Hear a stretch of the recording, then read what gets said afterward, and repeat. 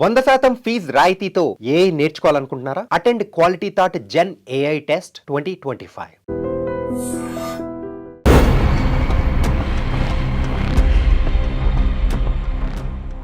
Welcome to crime diaries. ఈ వారం మన guest one of the best investigation officer in Andhra Pradesh. ఇటీవల ఆంధ్రప్రదేశ్ ప్రభుత్వం ఇన్వెస్టిగేషన్లో బెస్ట్ వచ్చిన ఆఫీసర్లు ముగ్గురిని సెలెక్ట్ చేశారు. 1 అనకాపల్లి జిల్లా, 2 పెద్దాపురం, 3 గుంతకల్. ఈ ముగ్గురులో పనిచేసిన ఆఫీసర్లకి ఏపీ డీజీపీ ద్వారకా తిరుమలరావు గారు అక్కడ నుండి యూనిట్ ఆఫీసర్గా అవార్డు ఇచ్చారు. ఆ మూడిట్లో ఆల్రెడీ గుంతకల్ ఎస్పీ గారు, పెద్దాపురం మేడం గారు అయ్యారు. ఇప్పుడు ఫస్ట్ వచ్చిన అనకాపల్లి జిల్లా అప్పట్లో ఉన్న ఎస్పీ మురళీకృష్ణ గారు అందుకున్నారు. అయితే మురళీకృష్ణ గారి సూచనల మేరకు ఆ కేసులో ఐఓగా ఉన్న హరిని పరిచయం చేసాము. ఆ కేసు ఎలా జరిగింది, సిరీస్ ఆఫ్ మర్డర్ చేసిన ఎక్యూజ్ని ఎలా పట్టుకున్నారు, ఆ లీడ్ ఎక్కడొచ్చిన విషయాన్ని హరిని అడిగి తెలుసు. సార్ నమస్తే అండి. నమస్తే అండి. హరి గారు, ఫస్ట్ మీకు కంగ్రాచులేషన్. ఎందుకంటే ఏపీకి ఇస్తున్న 3 కేసుల్లో ఫస్ట్ అనకాపల్లి, సెకండ్ తూర్పుగోదావరి కాకినాడ, 3 గుంతకల్. కాకినాడ సెకండ్ మీద రైట్. అయితే ఆ కేసు ఏం జరిగింది, సిరీస్ ఆఫ్ మర్డర్ కేసులో ఎలాగ బ్రేక్ త్రూ వచ్చింది, 5 మర్డర్లు చేసిన ఎలా బ్రేక్ త్రూ తీసుకొచ్చారు? అంటే కేసులో యూనిట్ ఆఫీసర్ సహకారం, సుపీరియర్ సహకారంతోనే మీ పార్ట్ కూడా ఎలాగొచ్చింది తో పాటు చెప్పే ముందు ఒకసారి మీ ప్రీవియస్ బ్యాక్గ్రౌండ్, మీ ఫ్యామిలీ బ్యాక్గ్రౌండ్, మీ పేరెంట్స్, పోలీస్ యూనిఫామ్ బై ఛాన్సా బై చాయిస్? యాక్చువల్గా అయితే బై ఛాన్సే సార్. నాన్నగారు బెల్లికోల దండాసి అని, మాది శ్రీకాకుళం జిల్లా సారోకోట మండలం చిన్నకెట్టాలపాటు గ్రామం సార్. మా జిల్లా.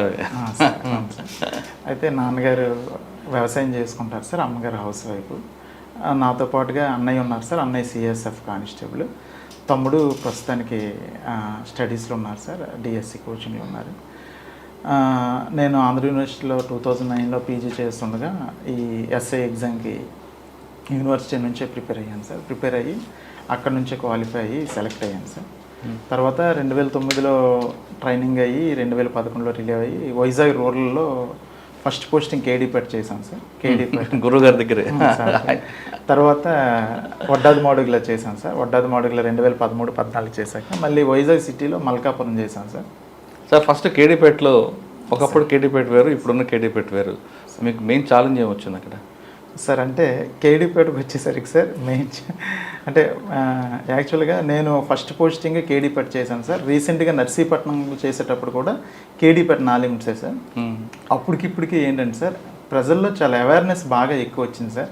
అప్పుడు అంటే నక్సల్స్ మూవ్మెంట్ ఉండడం వల్ల అట్ ది సేమ్ టైం ఏంటంటే అవేర్నెస్ కూడా కొంచెం తక్కువ ఉండడం వల్ల ఏంటంటే మనం పోలీస్ అనమాట ఏది చెప్తే అది అన్నట్టు జనాలు కూడా వినేవారు. అట్ ది సేమ్ టైం అంటే బాగుండేది sir.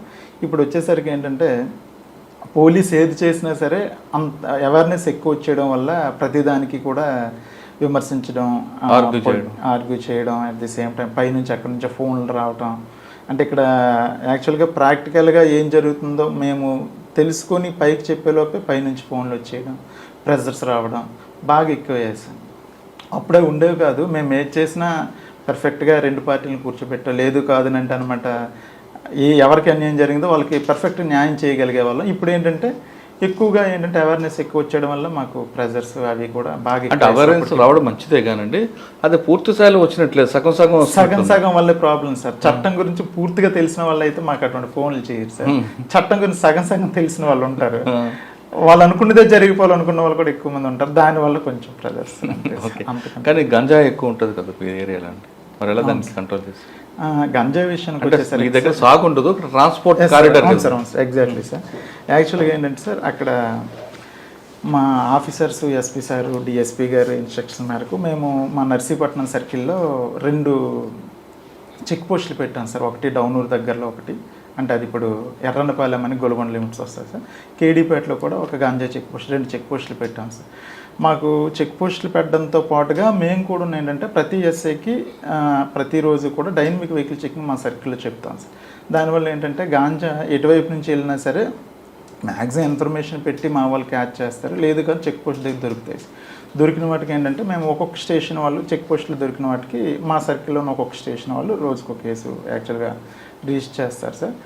At the same time ఏంటంటే ఈ గాంజాకి మేము స్టార్టింగ్లో చేసేటప్పుడు ఏంటంటే ఫార్వర్డ్ లింకు, బ్యాక్వర్డ్ లింకు మేము ఎస్టాబ్లిష్ చేసేవాళ్ళం కదా సార్. ఓపెన్గా చెప్పాలంటే అండ్ నేను ఫస్ట్ పోస్టింగ్ చేసేటప్పుడు తర్వాత ఆఫీసర్స్ అనమాట ఫార్వర్డ్ లింకు బ్యాక్వర్డ్ లింకు అనేది కనెక్ట్ చేయడం వల్ల ఏంటంటే ఇప్పుడు మూలం కూడా మనం అనమాట అరెస్ట్ చేయడం వల్ల ఏంటంటే మ్యాక్సిమం కంట్రోల్ అవుతుందని అనుకుంటున్నాను సార్.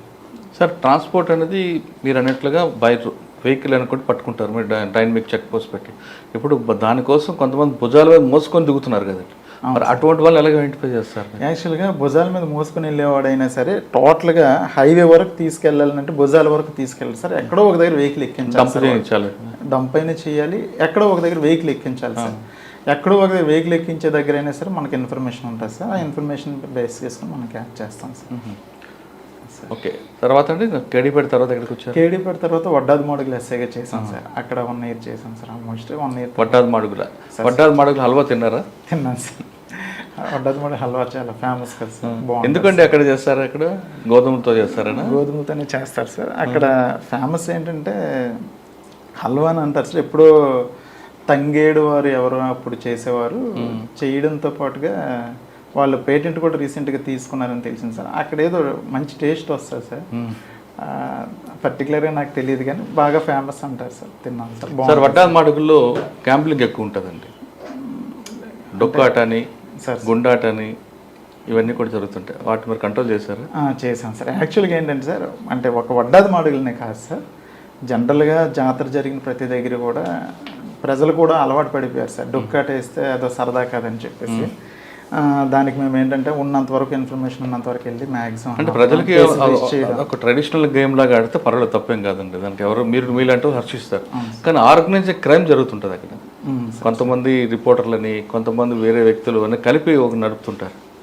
లేదు సార్, లేదు. అంటే యాక్చువల్గా మీరు అన్నది వాస్తవమే, కానీ వడ్డాది మాడుగు లిమిట్స్ అని కాదు, కానీ వేరే దగ్గర జరుగుతూ ఉంటుంది. కానీ మా దగ్గర అది తక్కువ ఉండేది సార్. ఏదో పండగ అయ్యేటప్పుడు అనమాట ఏదైనా వేస్తే మేము వెళ్ళి రైడ్ చేసేవాళ్ళం సార్, పట్టుకునేవాళ్ళం సార్. కోడి పందాలు కూడా పట్టుకునేవాళ్ళం సార్. మీరు కోడి పందెం అంటారా, కోడి క్రీడ అంటారా?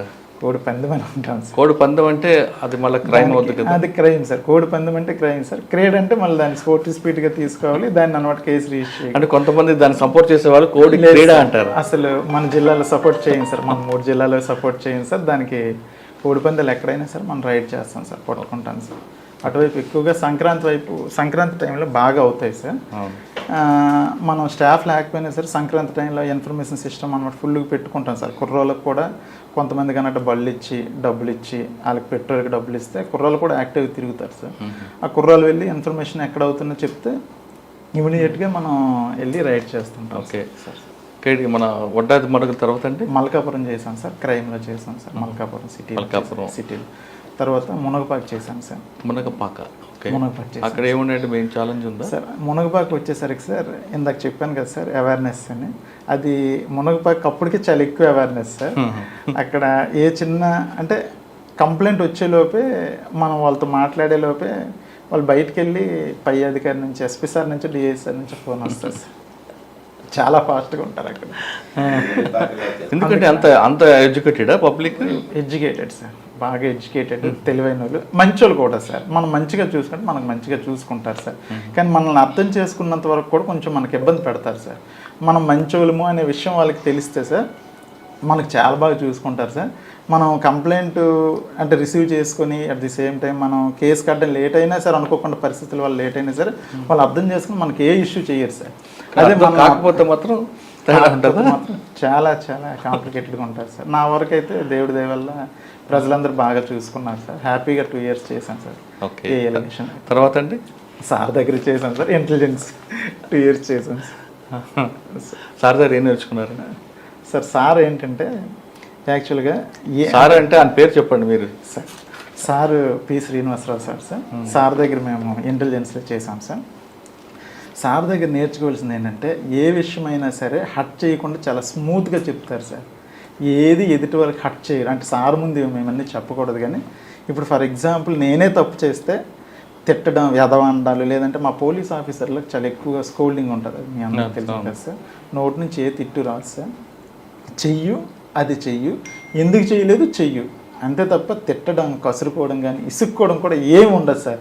దానివల్ల మేము కూడా ఏంటంటే హ్యాపీగా చేసుకున్నాం సార్. తర్వాత రెండోది ఏంటంటే మా వెల్ఫేర్ సార్. అంటే వెల్ఫేర్ అంటే మేము రోజుకి 24 గంటలు కష్టపడిన రోజు ఉంటుంది, ఒక రోజు కష్టపడిన రోజు కూడా ఉంటుంది సార్. కానీ అవసరం అనేది అంటే పనిని బట్టి ఉండదు sir.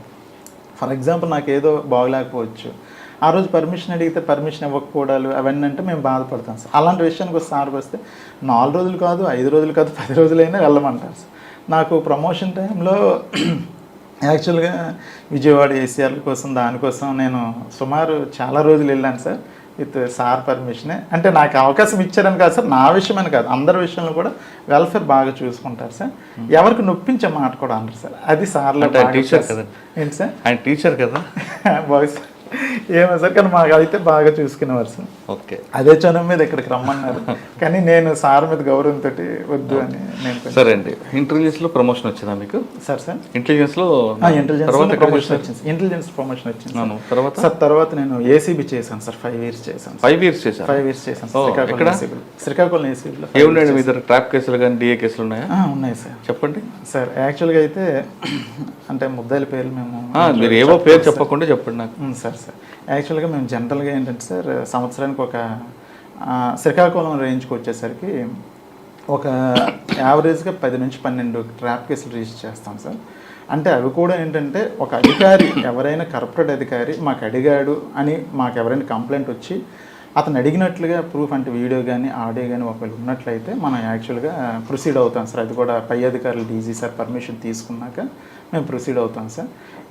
At the same time ఏంటంటే ఎవరికైనా సరే డిస్ప్రపోర్షనేట్ అసెట్స్ ఉన్నాయి అని అనుకుంటే వాళ్ళ మీద మేము పూర్తిగా ఒక 1 నెల రోజులు 2 నెలలు వాళ్ళ వెనక మేము ఫాలో అయ్యి అతనికి ఉన్న సోర్స్ ఏంటి, అతను అమౌంట్ ఎక్కడి నుంచి అనమాట డిస్ప్రపోర్షనేట్గా సంపాదిస్తున్నాడు, తర్వాత ఆయన ఆస్తులు ఎక్కడెక్కడ ఉన్నాయి అన్నీ మేము వెరిఫై చేసుకున్నాక ఒక డిఏ క్యాలిక్యులేషన్ వేసుకుని దాన్ని బేస్ చేసుకుని డీజీ గారి పర్మిషన్ తీసుకున్నాక ఆ కేసులో మేము ప్రొసీడ్ అవుతాం. మీరు చేస్తున్న 5 సంవత్సరాల్లో ఒక మంచి ట్రాప్ కేసు చెప్పండి. మా డిఎస్పీ సార్ రమణమూర్తి సార్ ఆధ్వర్యంలో అంటే 4 lakhs తీసుకున్న ఒక తహసీల్దార్ మీద కేసు వేసాం సార్, ట్రాప్ కేసు. అది ఏంటంటే సార్, యాక్చువల్గా ఒక పెద్ద ఆయన సార్, 65 సంవత్సరాలు 70 సంవత్సరాలు ఉంటే ఒక రిటైర్డ్ టీచర్ కంప్లైంట్. అతని దగ్గర ఒక టెక్కల్ విలేజ్లోనే ఒక బిల్డింగ్ కోసం పొసెషన్ సర్టిఫికేట్ కోసం నేను కూల్ చేస్తున్న డబ్బులు ఇవ్వకపోతే అని ఆ తహసీల్దార్ గారు ఒక ఆయన అంటే, అతని మీద ఏంటంటే మనకి ఆ పెద్ద ఆయన వచ్చి కంప్లైంట్ ఇచ్చారు సార్. ఆయన కంప్లైంట్ ఎంత మంచోడు అంటే భారతీయ టైప్ సార్, ఎవరికి డబ్బులు ఇచ్చే రకం కాదు, ఎవరికి ఒప్పుకునే రకం కాదు. సో ఆయన పర్టికులర్గా వచ్చేసి ఫస్ట్ ఏంటంటే వాళ్ళ అబ్బాయి కూడా పోలీస్ ఆఫీసరే, వాళ్ళ అబ్బాయి కూడా వద్దు ఎందుకు మనకు అన్నా సరే లేదు డబ్బులు అడిగితే కంపల్సరీగా మనం కంప్లైంట్ ఇవ్వాలని వచ్చి ఆయన వచ్చి కంప్లైంట్ ఇస్తే దాంట్లో మేము ప్రాసెస్ చేసాం సార్. అతను అడిగినట్టుగా వాయిస్ అన్నీ ఉండేసరికి ప్రొసీడ్ అయ్యాం.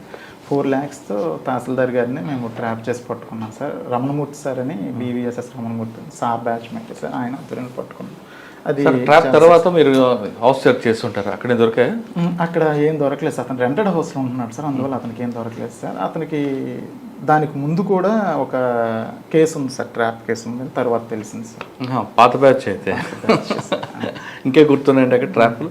సార్ యాక్చువల్గా అంటే ట్రాప్లు అనేసరికి సంవత్సరానికి ఒక 10 చేస్తాం సార్, 5 years కదా. కానీ ఎక్కువగా శ్రీకాకుళంలో లిటిగేషన్స్ కొంతమంది ఉంటారు సార్, అవతల ఆఫీసర్ని ఇబ్బంది పెట్టడానికి కొంతమంది చేస్తుంటారు సార్, వీళ్ళే ఆఫర్ ఇస్తుంటారు, అటువంటి కూడా ఎదురుపడ్డాయి మీకు?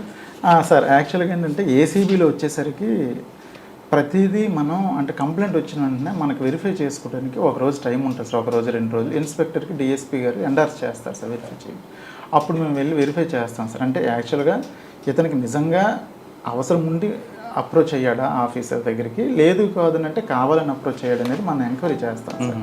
అట్ ది సేమ్ టైం రెండోది ఏంటంటే సార్, అక్కడికి వెళ్ళిన తర్వాత అతను కరప్టెడ్ ఆఫీసరా కాదనేది కూడా మేము వెరిఫై చేస్తాం సార్. ఇతను అవసరం నిజంగా ఉంది అని అనేది వెరిఫై చేసినప్పుడు అవసరం ఉంది అని అంటే ఈయన జెన్యున్ కంప్లైంట్ అవుతాడు సార్. లేదు కాదంటే కావాలని అనమాట ఈయన వెళ్ళి డబ్బులు ఇచ్చే ప్రయత్నం చేస్తున్నాడు లిటిగెంట్ అని అనిపిస్తే మేము మ్యాక్సిమం ఏంటంటే అవాయిడ్ చేస్తాం సార్. అవాయిడ్ చేయడం అంటే అతను కూడా కరప్టెడ్ ఆఫీసర్ ఎవరైతే అంటే ఎవరి మీద అయితే మనకు కంప్లైంట్ వచ్చిందో ఆ కంప్లైంట్ వచ్చిన ఆఫీసర్ అనమాట కరప్టెడ్ కాదు అని తెలిస్తే వెరిఫికేషన్లో మాకు తెలిస్తే దాని మీద మేము అన్నమాట చెప్తాం సార్, ఇది తప్పు బాబు, కంప్లైంట్ ఇవ్వడం తప్పు, ఆయన అడగలేదు కదా ఎందుకు మీరు వచ్చి మాకు అప్రోచ్ అయ్యారని అక్కడ మేము ఖండించాం. ఎందుకంటే ఖండించకుండా వాళ్ళ మీద కేసు పెట్టచ్చు కదా, PC act prevention of corruption అంటే ఇస్తే మనకి పట్టుకుంటే ఇంకోసారి రాడు కదా కట్టచ్చు సార్, కాకపోతే ఇవ్వరు సార్, అడుగుతున్నారని వచ్చి మనకు కంప్లైంట్ ఇస్తారు సార్, ఇవ్వరు సార్. సార్ 5 years చేశారు కదా సార్, ఏసీబీలో ఒక 5 రకాలు ఉంటాయండి. First fish corruption, goat corruption, sir buffalo corruption. Sir ఈ 3 కరప్షన్లో మీరు ఎక్కువ దేనికి ఇష్టపడతారు? సార్ అంటే యాక్చువల్గా నేను ఏసీబీ చేశాను సార్. ఇది మీరు చెప్పిన 3 కరప్షన్స్ నేను ఓరల్గా విన్నాను తప్ప ఎక్కడ శాస్త్రంలో కానీ ఏ మాన్యువల్లో కానీ చెప్పబడలేదు సార్. మాన్యువల్ ఉండదు. దానికి ఏం చెప్తారంటే ఒక ఊర్లో ఒక చెరువు అంతే, ఆ చెరువులో ఆ నీరే గ్రామస్తులు తాగుతారు, Exactly. రైట్? ఆ చెరువుని పాడు చేయకుండా దానికి ఒక కాపలా ఉంటాడు, ఆ కాపలా ఏసీబీ. అవును సార్. చెరువులో చేప, ఆ చేప అయితే ఎంత నీళ్ళు తాగుతుంది, తాగితే దాన్ని తాగి అక్కడ ఉంటుంది కదా, దానివల్ల ఎలాంటి నష్టం లేదు. ఇప్పుడు కరప్షన్ అనేది మనకి ఒక ఇన్బిల్ట్ అయిపోయింది, అవును సార్. రైట్? అవును సార్. 2 goat corruption. గోట్ ఏం చేస్తుంది, మోకాల వరకే కూర్చొని నీళ్ళు తాగుతుంది కాబట్టి అది కూడా బెదిరించాలి. అవును సార్. 3వది బఫెలో. అవును సార్. బఫెలో కన్నా ముందు కౌ కరప్షన్ ఉంటుంది. కరప్షన్. కౌ కరప్షన్ ఏంటి, 4 కాలు పెట్టి నీళ్ళు తాగుతుంది కానీ మళ్ళీ బయటకు వచ్చేస్తారు, అంటే నీళ్ళు డిస్టర్బ్ చేయదు. అది కూడా తప్పే కాదు, బెదిరిస్తారు. 4వది బఫెలో. వరస్ట్ సార్ ఇది. వరస్ట్. యాక్చువల్గా ఏంటంటే సార్, ఒక ఏసీబీ చేశాం కాబట్టి యాక్చువల్గా ఏ కరప్షన్కి మేము సపోర్ట్ చేయకూడదు సార్. కానీ కాకపోతే ఏంటంటే మీరన్న లాస్ట్ బఫెలో కరప్షన్ ఉంది కదా సార్, లోపలికి దూరి మొత్తం వ్యవస్థను మొత్తం నాశనం చేసే కరప్షన్ సార్ అది. అటువంటి వాళ్ళ మీద మాకు కంప్లైంట్స్ ఎక్కువ వస్తాయి సార్. అటువంటి వాళ్ళ మీద మేము ట్రాప్ చేస్తాం. లేదంటే అటువంటి వాడి మీద ఏవైనా డిస్ప్రపోర్షనల్ అసెట్స్ ఉన్నాయంటే మేము కూడా వెరిఫై చేసి అలాంటి వాళ్ళ మీద ఎక్కువ మేము కేసెస్ వేయడానికి కూడా ట్రై చేస్తుంటాం సార్. సార్ ట్రాప్ కేసులో కన్విక్షన్ వస్తుంది, అక్విటల్, కానీ డిఏ కేసులు అక్విటల్ అవుతుంటాయి. రీజన్ ఏమంటారు? లేదు సార్, డిఏ కేసెస్ కూడా యాక్చువల్గా ఏంటంటే కన్విక్షన్ వస్తుంటుంది సార్. కాకపోతే కొంచెం అంటే టెక్నికల్ ఇష్యూస్, పేపర్ వర్క్ లేదు సార్, లాంగ్ ప్రాసెస్ సార్. అంటే ట్రయల్ అయ్యేసరికి ఒక 10 years 15 years కొంచెం పడుతుంది తప్ప. ఓకే. ఏసీబీ తర్వాత అండి సార్, ఏసీబీ తర్వాత సార్ నర్సీపట్నం రూరల్ సీఏగా వెళ్ళాను సార్. అక్కడే ఈ మర్డర్ కేసు. సరే, నేను జరిగింది చెప్పండి. నర్సీపట్నం రూరల్ సీఏగా సార్ యాక్చువల్గా అయితే నర్సీపట్నంలో ఫస్ట్ ఏంటంటే సార్, నేను ఛార్జ్ తీసుకుని January 26th ఛార్జ్ తీసుకున్నాను సార్. January 26th ఛార్జ్ తీసుకున్నాక నేను వెళ్ళిన 4వ రోజుకి February 5వ రోజుకి సార్, February 1st నాకు రిపోర్ట్ వచ్చింది సార్. అంటే మాకవరపల్లి మెర్సి రామకృష్ణ అని ఎస్ఐ మంచిగా ఉంటాడు సార్. ఆ కుర్రోడు ఫోన్ చేసి, సార్ ఇక్కడ ఒక మర్డర్లా ఉంది, ఊరికి ఒక 500 మీటర్ల దూరంలో ఒక అతను చంపేసి ఉంది సార్, రండి సార్ అంటే నేను మా ఏఎస్పీ గారు, అప్పుడు అడిషనల్ ఎస్పీ గారు సార్, అడిషనల్ ఎస్పీ గారు, మేము అక్కడికి వెళ్ళాం సార్. సీన్లోకి వెళ్ళి చూసాం సార్. చూస్తే అతను అనమాట మేల్ సార్. అతను అదే గ్రామానికి చెందిన వాలంటీర్ నడింపల్లి హరినాథ్ అని చెప్పేసి వాళ్ళ అమ్మగారు పోల్చారు. అతని తల మీద ఏంటంటే సుమారు ఒక 4 దెబ్బలు చాలా గట్టిగా కొట్టున్నాయి. తల మీద మాత్రమే కొట్టున్నాయి. చూసాము, తల మీదే కొట్టున్నాయి. అంటే ఏదో గజ్జి మీద కొట్టాడేమో ఎవడో, అంటే అనుకోకుండా ఏదైనా రప్చర్ జరిగితే యాక్చువల్గా చెయ్యి మీద కాలు మీద ఎక్కడ పడితే అక్కడ కొడతారు. ఓన్లీ తల మీద కొట్టాడంటే ఏదో ప్లాన్డ్గా కొట్టాడు అని అనుకున్నాను. అట్ ది సేమ్ టైం ఏంటంటే అదే సీన్లో అతని లోవర్ ఏదైతే ఉందో అది సగం తీసి, కొండం కూడా సగం తిప్పిన కొండము, సగం కాల్చిన చుట్ట, జట్టు, తర్వాత ఒక మాసిపోయిన ఒక జాకెట్, గాజులు, ఇరిగిపోయిన ప్లాస్టిక్ గాజులు అన్నీ పడేసి ఉన్నాయి సార్. అయితే మేము ఏమనుకున్నామంటే జనరల్గా సీన్ చూసాక ఎవరికైనా ఏమనిపిస్తుంది అంటే ఇతను ఏదో ఎవరితోనో సెక్సువల్ కోర్స్కి వెళ్ళి ఉంటాడు, దానికి ఎవరో చూసి ఉంటారు, లేదా వాళ్ళు తాలూకు వాళ్ళు ఎవరో వచ్చి చంపేసి ఉంటారేమో అని చెప్పి మన ఆ కోణంలో పూర్తిగా ఇన్వెస్టిగేషన్ వెళ్ళాం సార్. ఆ ఇన్వెస్టిగేషన్ వెళ్తూ లాస్ట్ కాలర్ని పిలిచి ఎగ్జామిన్ చేశాం సార్. లాస్ట్ కాలర్లో కూడా మాకు ఫ్రూట్ఫుల్ ఇన్ఫర్మేషన్ రాలేదు. తర్వాత అతని యొక్క CDRs అన్నీ మేము అన్నీ వెరిఫై చేసి సుమారు ఒక 4-5 మందిని, అంటే 4-5 పాయింట్ ఆఫ్ వ్యూలో అనమాట వెరిఫై చేసి సుమారు మా ఎస్పీ సార్ మురళీకృష్ణ సార్ అన్నట్టు ఒక 7 టీంలను ఇచ్చారు సార్. ఒక్కొక్క టీం అన్నట్టు ఒక్కొక్క విషయాన్ని అనమాట వెరిఫై చేస్తే, అంటే ఒకరు అనమాట అతని యొక్క ఇల్లీగల్ కాంట్రాక్ట్స్ గురించి వెరిఫై చేస్తే, ఇంకొకరు అనమాట అతని యొక్క CDRs వెరిఫై చేస్తే, ఇంకొకరు అనమాట అతని IPDR అని వాట్సాప్ కాల్స్ ఉంటుంది, అది వెరిఫై చేసేవాళ్ళు. ఇంకో టీం అనమాట ఇన్ఫర్మేషన్ కోసం మొత్తం తిరిగేవాళ్ళు, ఎక్కడ వచ్చిన ఇన్ఫర్మేషన్ కన్నట్టు వాళ్ళు ఎగ్జిక్యూట్ చేసేవారు సార్.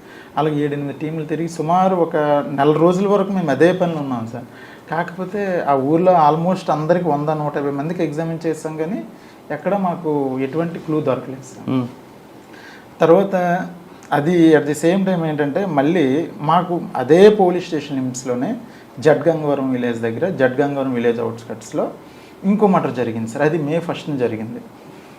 ఇది February 1st, అది May 1st జరిగింది సార్.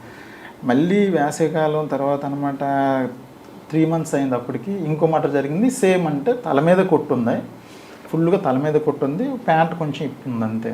అక్కడ మాసిపోయిన జాకెట్ కూడా ఒకటి దొరికింది. అయితే మేము అనుకున్నాం ఏంటంటే ఫస్ట్ ఆఫ్ ఆల్ ఆ మర్డర్ ఈ మర్డర్ ఒకడే చేశాడని అనుకుంటూ, కానీ ఎవరైనా సుపారీ గ్యాంగ్ ఎందుకో చేసి ఉంటారేమో, కానీ వీళ్ళకి చంపాల్సిన అవసరం ఏంటి అనే కోణంలో కూడా మేము ఇక్కడ డిసీజ్ ఎవరండి? ఇక్కడ డిసీజ్డ్ అన్నట్టు అదే గ్రామానికి చెందిన రుత్తల శివప్రసాద్ అని, అతను కూడా 23 years కుర్రోడు. ఆయన వాలంటీర్? అతను వాలంటీర్ కాదు సార్, అతను లారస్ కంపెనీలో పనిచేస్తుంటాడు. కుర్రాడు. ఇతను వాలంటీర్ సార్, ఇతను కుర్రాడే. అయితే ఏం జరిగిందని మనం చూస్తే యాక్చువల్గా ఈ కేసులో ఏ విధంగా అయితే వీళ్ళ ఫ్రెండ్స్ అందరినీ తీసుకొచ్చామో అది ఆ కేసులో కూడా ఫస్ట్ కేసులో చేసిన మిస్టేక్స్ ఈ కేసులో మేము కొన్ని చేసుకోలేదు సార్. అంటే అందరినీ పిలిచి అనమాట అందరినీ ఇంట్రగేషన్ చేయడం, ఇన్వెస్టిగేట్ చేయడం మొదలుపెట్టాను సార్. అయితే ఎంతసేపు మనకి ఏ క్లూ దొరకలేదు సార్. అంటే మాకు తెలియదు. పోనీ వాళ్ళ ఫ్రెండ్స్ అందరికి తీసుకొచ్చాం, వాళ్ళ కాల్ డేటా తెచ్చాం, ఈ డిసీజ్డ్ కాల్ డేటా తీసుకొచ్చాం, అన్నీ తీసుకొచ్చినా సార్ ఎక్కడ మాకు అంటే ఎస్పీ సార్ అక్కడ నుంచి సపోర్ట్ ఇచ్చి మాకు ఐటీ కోర్ టీము ఒక ఎస్ఐని పంపించి మాకు అంత సపోర్ట్ ఇస్తున్నప్పటికీ మాకు ఎక్కడ క్లూ దొరకట్లేదు సార్. అయితే మా ఎస్ఐ గారు ఊర్లోకి వెళ్తే ఒక చిన్న ఇన్ఫర్మేషన్ వచ్చింది సార్. అది చిన్న ఇన్ఫర్మేషన్ ఏంటంటే ఆ చనిపోయిన అతనికి ఊర్లో ఇంకో ఇద్దరు అనమాట చనిపోయిన ముందు రోజు 1,50,000 ఒక అతను, 50,000 ఒక అతను అప్పు ఇచ్చారనే విషయం తెలిసింది సార్. వాళ్ళని కూడా తీసుకొచ్చాం. వాళ్ళు కూడా ఈ డిసీజ్ యొక్క ఫ్రెండ్సే సార్. వాళ్ళు ఏంటంటే ఎందుకు బాబు మీరు అప్పు ఇచ్చారంటే ఫస్ట్ ఆఫ్ ఆల్ వాళ్ళు ఏంటంటే సార్ అది అడిగాడు, మాకు 1-2 నెలల నుంచి అడుగుతున్నాడు, అడిగితే మేము ఇచ్చాం తప్ప మాకు ఇంకేం తెలియస్తారంటే మరి ఆ డబ్బులు ఏం చేస్తారంటే ఎందుకో తెలియకుండా మీరు ఎందుకు ఇస్తారా బాబు అని వాళ్ళు మనం త్వరగా ఇంటర్గేట్ చేస్తే వాళ్ళు ఏం చెప్పారంటే లాస్ట్లో ఒక చిన్న క్లూ ఏం చెప్పారంటే సార్ ఏదో వ్యాపారం చేస్తాడు సార్ వాడు, వ్యాపారానికని అడిగాడు సార్, నీకు 2 రోజులు ఇచ్చేస్తాను అన్నాడు సార్, ఆ వ్యాపారం ఏంటో తెలియదు, 2 రోజులు తిరిగి ఇచ్చే వ్యాపారం ఏంటో మాకు అస్సలు తెలియదు సార్ అని వాళ్ళు చెప్తే మరి వాడికి ఇంకా ఎవరెవరు ఫ్రెండ్స్ ఉన్నారని మనం పర్టికులర్గా వాళ్ళని అడిగాం సార్. ఆ ఇద్దరు ఫ్రెండ్స్ కూడా ఏం చెప్పారంటే సార్ ఇది యాక్చువల్గా వాళ్ళ ఫ్రెండ్స్ ఎవరో తెలియదు కానీ వ్యాపారం మాత్రం ఇక్కడ కొత్తపాలెం అని ఒక విలేజ్ ఉంది సార్, ఆ విలేజ్లో ఒక కుర్రాడు ఉన్నాడు, వాడితో చేస్తున్నాడేమని నా అనుమానం సార్. ఎందుకంటే ఒకరోజు వాడితో కొత్తపాలెంలో మాట్లాడాలి అన్నాడు, నా ఫోన్ ఇచ్చి మాట్లాడుకోరని ఆ డిసీజ్డ్కి చెప్పాను. చెప్తే ఆ డిసీజ్డ్ ఏమన్నాడంటే ఒరే ఫోన్లో మాట్లాడకూడదు, ఏదైనా వెళ్ళి అక్కడికి వెళ్ళి మాట్లాడాలి, నీ బండి మీద నాకు డ్రాప్ చేయి అన్నాడు. అదేంట్రా డ్రాప్ చేయడం, ఫోన్లో మాట్లాడితే సరిపోతుంది కదంటే ఫోన్లో మాట్లాడకూడదు, అది అంతే నీకు తెలీదు, నాకు డ్రాప్ చేయని చెప్పి దగ్గరుండి నాకు డ్రాప్ చేయమని నేను కొత్తపాలెం ఆ విలేజ్ వెళ్ళి నేనే ఆ ఇంటి వరకు డ్రాప్ చేసి వచ్చాను. నేను వస్తానంటే వద్దనేసాడు సార్. వెళ్ళిపోమంటే నేను రిటర్న్ అయిపోయాను సార్. బహుశా అతనితో చేసి ఉండొచ్చేమో సార్, ఇల్లీగల్ ఏదో బిజినెస్ అంటున్నారని మనవాడు చెప్పాడు సార్. చెప్తే ఎస్ఐ గారు నేను టీము ముందు ఆ కొత్తపాలెం విలేజ్ వెళ్ళాం సార్. మేము కాన్ఫిడెన్షియల్గా ఆ ఇల్లు ఎక్కడ ఉందో చూసుకున్నాం, ఆ ఇంట్లో ఎవరెవరు ఉంటున్నారు ఏంటి, దానికి అక్కడ ఉన్న వాళ్ళు ఏం చేస్తుంటారని మేము వెరిఫై చేసుకున్నాం సార్. అప్పుడు తెలిసింది ఏంటంటే ఆ ఇంట్లో పెచ్చేటి ఉపేంద్ర అని ఒక అతను కుర్రాడు ఉంటున్నాడు, బ్యాచులర్ ఉంటున్నాడు. అతను ఏంటంటే లారస్ కంపెనీలో అతను కూడా పనిచేస్తున్నాడు, అతను ఇప్పుడు ప్రస్తుతానికి డ్యూటీకి వెళ్ళాడని చెప్పారు సార్. అయితే మనం అతని ఫోన్ నెంబర్ కూడా తీసుకుని ఇమీడియట్గా అనమాట ఎస్పీ సార్కి చెప్పి CDR పెట్టాను సార్. CDR పెడితే అతని ఫోన్ అన్నట్టు ప్రస్తుతానికి స్విచ్ ఆఫ్ వచ్చింది, టవర్ లొకేషన్ కూడా స్విచ్ ఆఫ్ వచ్చింది. అయితే ఈలోపు ఏంటంటే లారస్ కంపెనీలో పనిచేస్తానని తెలిసి లారస్ కంపెనీలో మనం ఏంటంటే సూపర్వైజర్ ఒక అతను, మేము ఎవరైతే చనిపోయిన ఫ్రెండ్స్ని తెచ్చామో ఆ తెచ్చినలో ఒక అతను లారస్ కంపెనీలో సూపర్వైజర్ కూడా ఉన్నాడు. అతను పోల్చాడు సార్ లారస్ కంపెనీలో పనిచేసి కొత్తపాలెంలో ఉన్న విలేజ్లో ఉన్న అబ్బాయి పేరు అయితే ఉపేంద్ర సార్, ఇతను కూడా నాకు కొత్తపాలెం నుంచి మా బస్సే ఎక్కి లారస్ కంపెనీకి రోజు వస్తుంటాడు, అతను 1-2 సార్లు మాట్లాడుకోవడం అయితే చూశాను కానీ అంత క్లోజ్ అయితే కాదు సార్, ప్రస్తుతానికి అతను డ్యూటీలో ఉన్నది లేదని కనుక్కొని చెప్తానని చెప్పి అతను లారస్ కంపెనీకి ఫోన్ చేసి కనుక్కుంటే లారస్ కంపెనీలో ప్రస్తుతానికి డ్యూటీలో ఉన్నాడని చెప్పారు సార్ మనకి. వెంటనే ఎస్ఐ గారు అని టీంని పంపిస్తే ఎస్ఐ గారి టీము అతను అనమాట డ్యూటీ మధ్యలోనే అక్కడ సెక్యూరిటీ గార్డ్స్ని అడిగి తీసుకొచ్చాం సార్. తీసుకొస్తూ మనం ఏంటంటే అతను మీద మనకు డౌట్ ఎక్కడ వచ్చిందంటే సార్ యాక్చువల్గా ఏదో ఇల్లీగల్ బిజినెస్, సీక్రెట్ బిజినెస్ చేస్తున్నాడు, దానికి ఈ డిసీజ్డ్కి లింక్ ఉంది. సో బహుశా ఈడైనా చంపి ఉండాలి, ఈడి తాలూకు ఇంకెవరితోనైనా చంపించి ఉండాలి ఆ 2 లక్షలు తీసుకోవడం కోసం అని మాకు అనిపించి అతను తీసుకొచ్చి రాగానే మా వెహికల్ ఎక్కించిన తర్వాత మాతో పాటు క్లూస్ టీము ఒక అబ్బాయిని కూడా భర్త అనే అబ్బాయిని కూడా పెట్టుకున్నాం సార్. అతను ఏంటంటే ఆ క్లూస్ టీమ్ అబ్బాయి, నేను, మా ఎస్ఐ గారు, ఇంకో నర్సీపట్నం రూరల్ భీమరాజ్ ఎస్ఐ గారు అందరం కలిసి అతన్ని పట్టుకొని వాళ్ళ ఇంటికి బయలుదేరి దారిలో మాట్లాడుతుండగా నీకు అతనికి ఏంటి సంబంధం, నాకు ఆడ ఫ్రెండే కాదని చెప్పాడు sir. First of all friend కాకపోవడం ఏంటి, యాక్చువల్గా అయితే నీకు వాడికి నీకు సంబంధాలు ఉన్నాయి కదా, నువ్వు వాడి ఫ్రెండ్ అంట కదా, ఒకసారి నీకు అనమాట సో పర్సన్ని ఇంటి వరకు డ్రాప్ చేసేటట్టు కదా అని అంటే, సార్ ఆడ నాకు తెలుసు కానీ పూర్తిగా తెలియదు సార్, అప్పుడప్పుడు నాకు రూమ్ అడుగుతాడు సార్, రూమ్ అడిగితే నేను ఇస్తాను సార్ అని అన్నాడు. పొంతలేని సమాధానం. తర్వాత అలాగే మాట్లాడితే, సార్ ఒకసారి నాకు డబ్బులు అడిగాడు సార్, నేను అప్పు ఇచ్చాను సార్ అంటే, ఇంకా గట్టి ఇంకా మళ్ళీ కంటిన్యూషన్ మాట్లాడితే, అతను నాకు డబ్బులు ఇచ్చాడు సార్ అంటాడు. పొంతలేని సమాధానం. లాస్ట్కి ఏంటంటే ఒక మాట అన్నాడు, కాకపోతే నా కాల్ డేటా చూసుకోండి సార్, నా కాల్ డేటాలో ఎక్కడ అతనితో మాట్లాడినట్టు ఉండదు కదా సార్, మీరు నన్ను ఎందుకు సార్ తీసుకొస్తున్నారని చెప్పేసి వాడు తిరిగి మన మీద ఫైర్ అవ్వడం కూడా మొదలైంది సార్. అయితే యాక్చువల్గా మనం వాడిని తీసుకొచ్చిన తర్వాత వాడి ఇంట్లో ఎందుకైనా మంచిదని సెర్చింగ్కి వెళ్ళాం. ఈలోపు ఆ క్లోజ్ టీమ్ అబ్బాయి అతను యూవీ లైట్ పెట్టుకుని అనమాట అన్ని బట్టలు వెతుకుతున్నాడు. అంటే బ్లడ్ మార్కులు ఏమైనా పడినట్లయితే ఉతికిసిన తర్వాత కూడా అవి మనకు కనిపిస్తాయని అతను చూస్తున్నాడు night. At the same time మేము కూడా ఏంటంటే ఇల్లంతా సెర్చ్ చేస్తున్నాం సార్. ఒక్కొక్కలం సెర్చ్ చేస్తుంటే ఒక తలగడలో 1,50,000 దొరికింది సార్. ఇది ఎక్కడదిరా అంటే, ఇది నాదే సార్, వాడిచ్చాడు సార్, వీడిచ్చాడు సార్, పొంతలేని సమాధానం.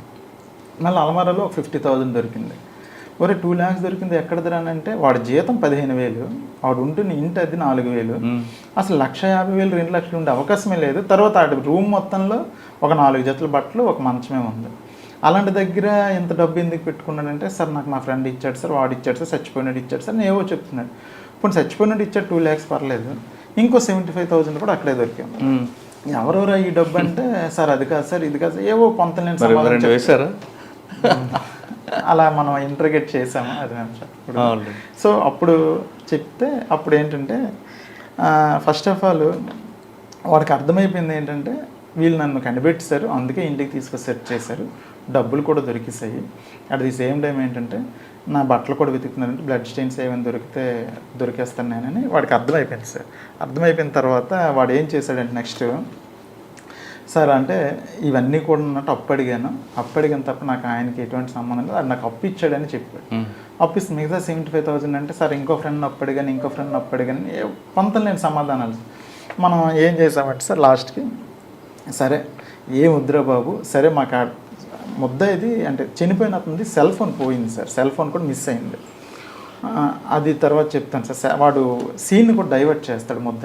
అయితే సెల్ ఫోన్ పోయిందిరా బాబు, మాకు ఆ సెల్ ఫోన్ ఇచ్చే చాలు, నీకు మేము సేవ్ చేస్తాం అని మన పోలీస్ స్టైల్లో కొంచెం అంతవరకు గట్టిగా మాట్లాడి బొజ్జగించే స్టైల్లో మాట్లాడితే కొంచెం నమ్మాడు సార్. నమ్మి సెల్ ఫోన్ ఒకటి ఇస్తే సరిపోద్ది కదా సార్ అంటే, ఆ సెల్ ఫోన్ ఒకటి ఇస్తే సరిపోద్దని, సెల్ ఫోన్ సో ప్లేస్లో నూతిలో ఉంది సార్, పదండి సార్ చూపిస్తానని వాళ్ళ ఇంటి ఎదురుగున్న నూతిలోనే పడేశాడు సార్.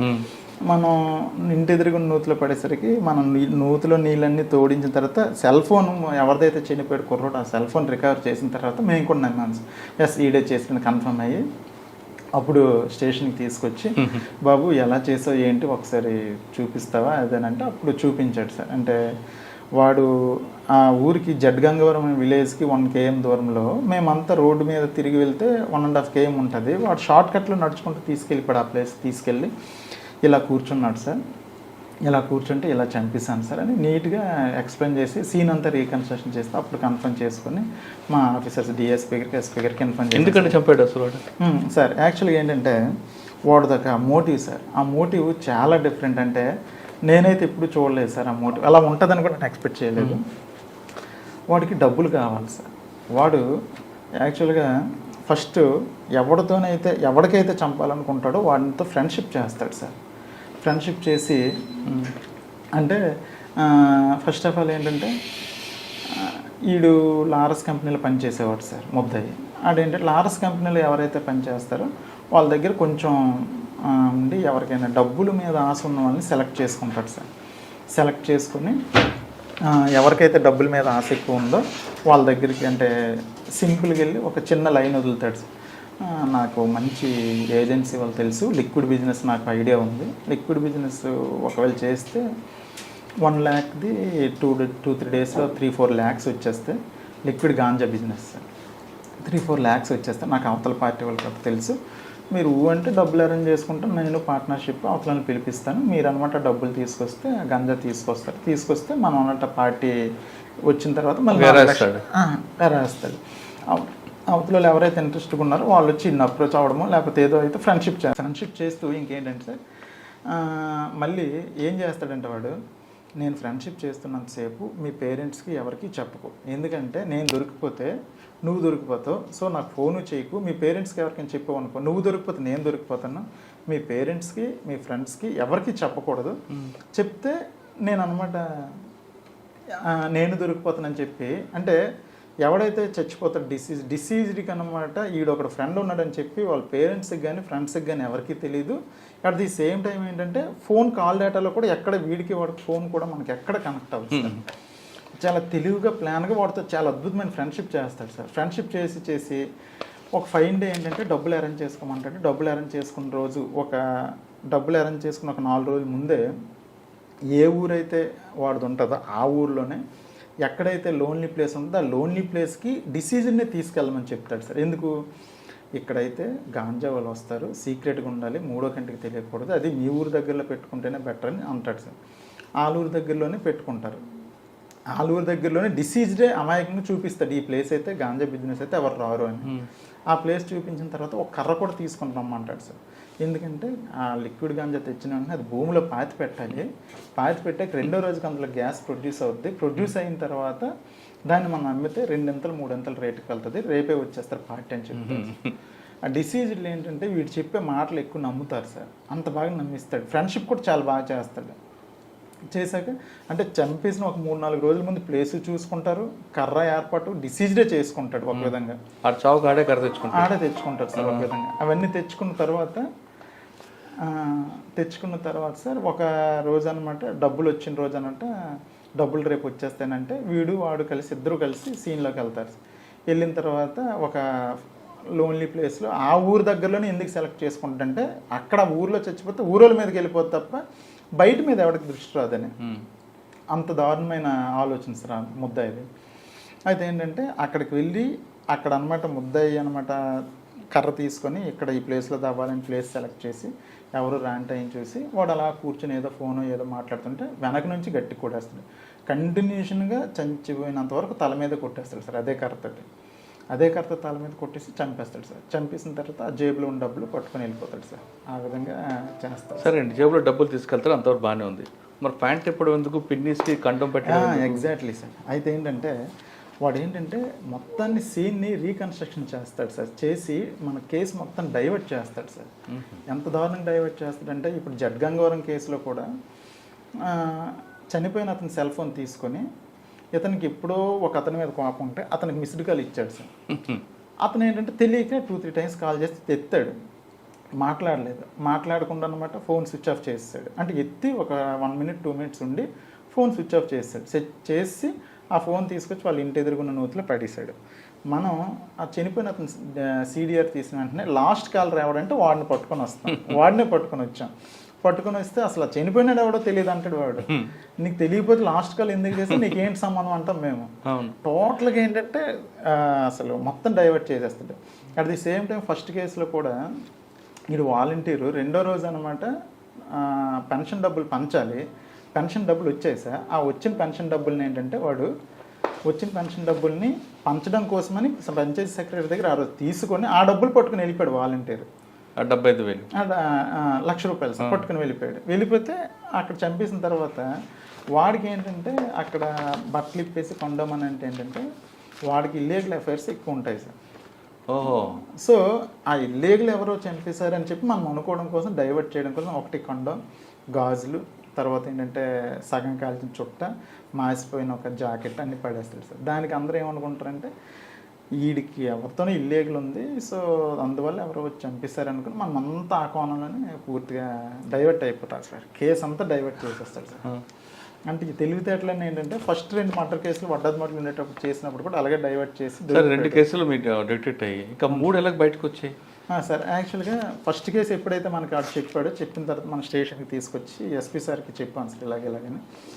సార్ వీడికి వడ్డాది మడుగులో కూడా కేసు ఉందంట సార్, కేసులు ఉన్నాయంటే ఒక వడ్డాది మడుగుల ఎస్ఐతో కూడా మాట్లాడమని చెప్పారు సార్. చెప్తే వడ్డాది మడుగుల ఎస్ఐతో మాట్లాడాను సార్.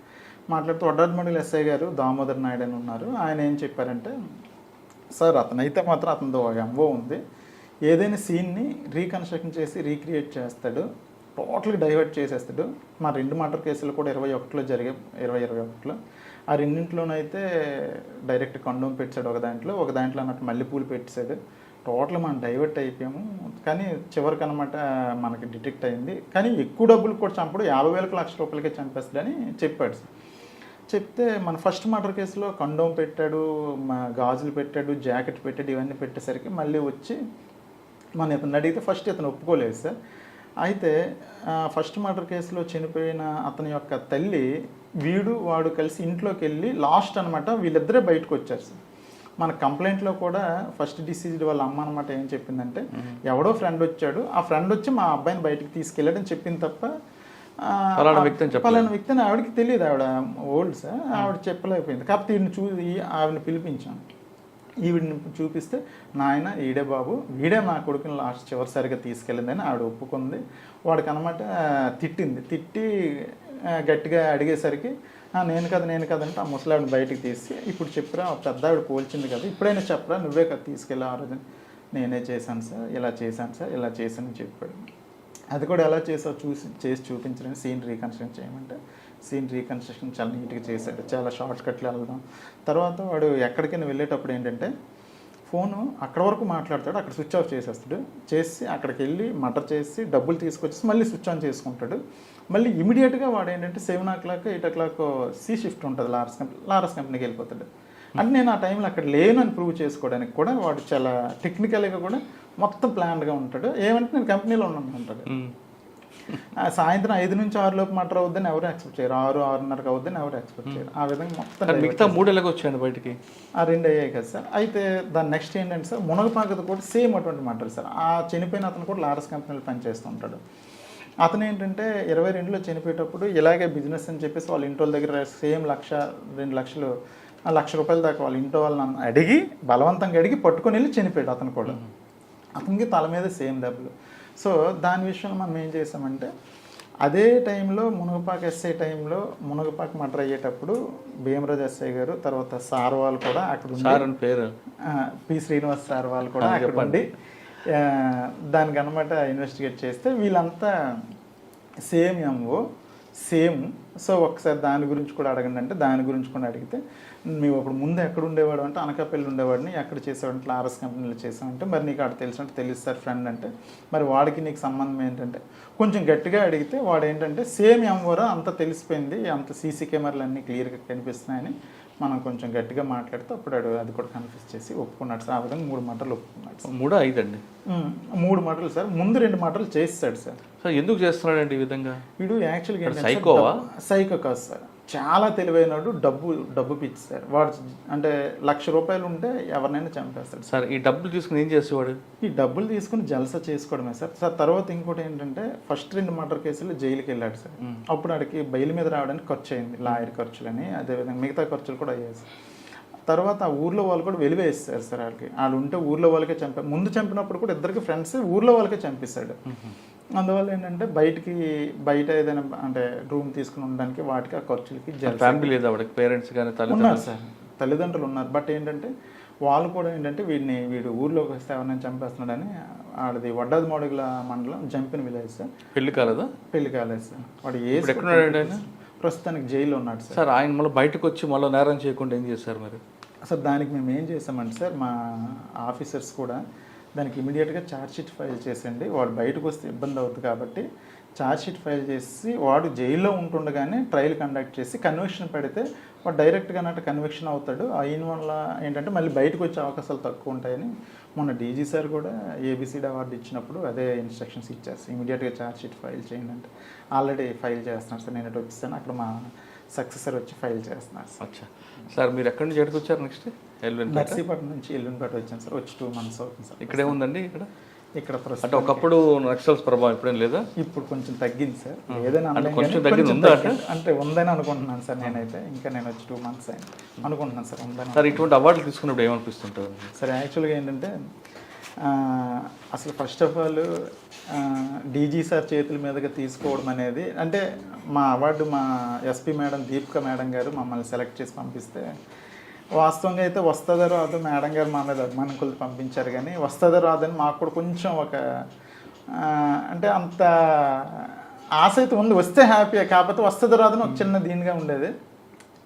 రావడం వల్ల అయితే చాలా హ్యాపీ సార్. హ్యాపీ ఏంటంటే స్టేట్ వైడ్ మేము ఎవరనేది తెలిసింది. అట్ ది సేమ్ టైం అయితే మా ఊర్లో కూడా తెలిసింది. మా నాన్నగారు అయితే ఈ ఫోటో చూసి ఫ్రేమ్ కూడా కట్టించుకొని లోపల పెట్టేశారు ఆల్రెడీ.